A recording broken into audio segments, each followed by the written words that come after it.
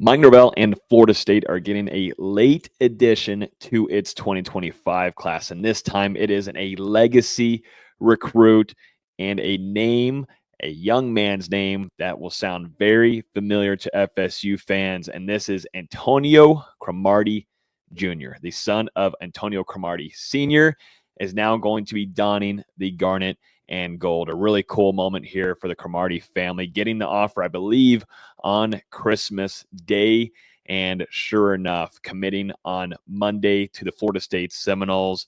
What a cool moment. I mean, we've seen it throughout the last couple of years on social media from Antonio Cromartie Sr., also Jr. as well, always being around the program. And sure enough, it's a dream come true for Jr. to become a Seminole. So let's talk about Jr. and what he could be bringing to this defense under Florida State's defensive backs coach, Pat Surtain.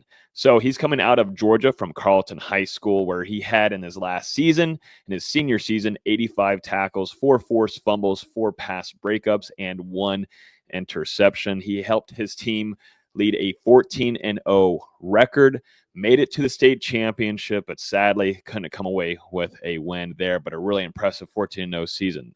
He's 5'11", 170 pounds, so kind of a smaller guy there.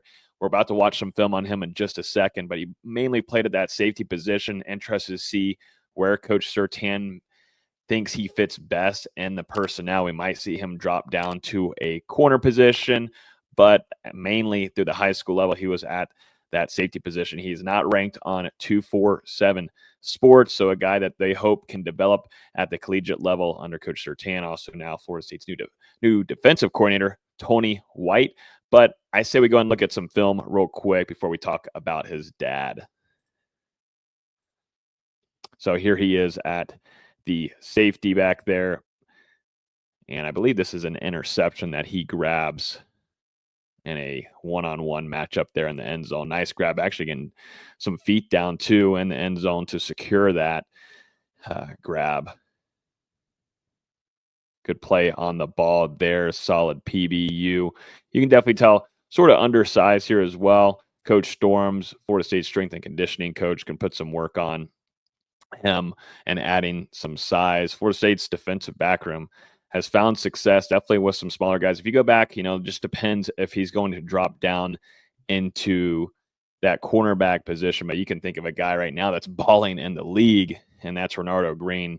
He was always talked about as being an undersized corner, and sure enough, he's having a fantastic rookie season with the 49ers.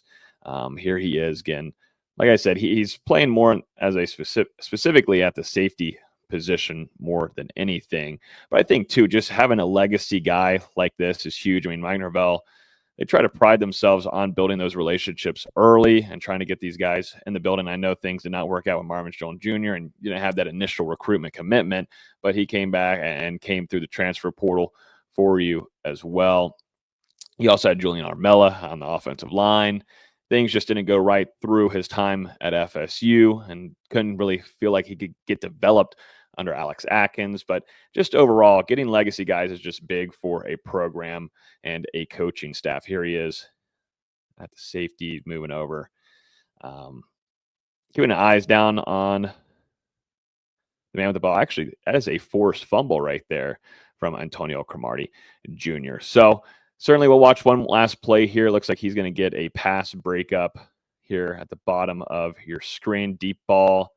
And right there at the right time. So, yeah, it seems like he can be a playmaker, someone that, like I said, not rated on 247 Sports, but the Seminoles feel like they can develop him. If we're talking about, if he has the instincts and kind of playmaking ability like his father, man, it would be nice. I mean, looking at Antonio Cromartie Sr., as we know, played at FSU from 2003 to 2005 as a standout cornerback, also, too, as a kick returner. If you remember, Antonio Cromartie, man, if you get the ball in his hands, he's a playmaker. I mean, he could have been a weapon at wide receiver if there was an opportunity made to him. But some of career FSU highlights: he was a first-team All-ACC in 2004. He had 5 career interceptions, which 2 of them were returned for a touchdown. So that's why I'm mentioning if he can get the ball in his hands, he can work some magic, really big playmaking ability. He had 1,003 kick return yards, a 23.2 yard average as well. He also ran track at Florida State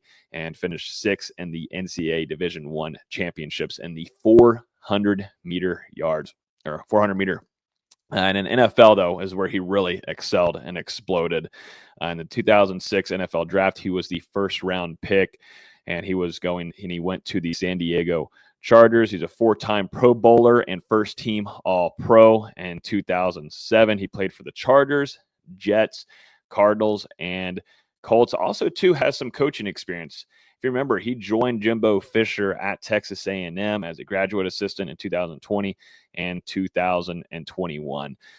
Now, this is a late addition to the 2025 class. The Seminoles are doing a lot of work, though, because as we know, I say late addition, but Florida State still has the traditional signing day at early February. The Seminoles still working in a lot of position groups. Primarily right now, we're seeing on the defensive side of the ball, also too on the offense, but we're seeing a handful of visits coming in right now to the Seminoles. But this 2025 class currently has 37 newcomers. This roster is going to look a whole lot different once we reach spring. There's 21 high school / JUCO recruits coming in, and then 17 transfers coming from previous colleges.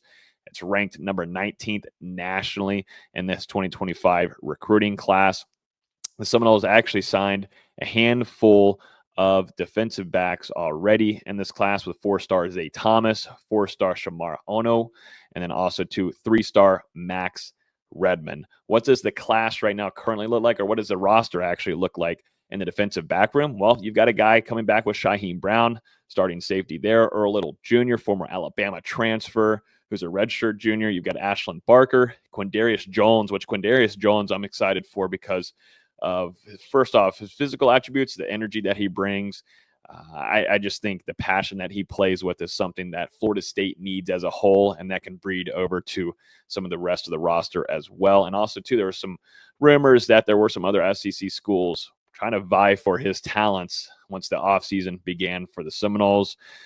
So, yeah, excited to see Quindarius Jones still on this roster moving forward. Conrad Hussey, who needs to see a bounce-back season moving forward. KJ Kirkland, Edwin Joseph, who every FSU fan, after they saw him last year, want to see more of going into 2025. You've also got Jabril Rawls as well, too, want to see more of.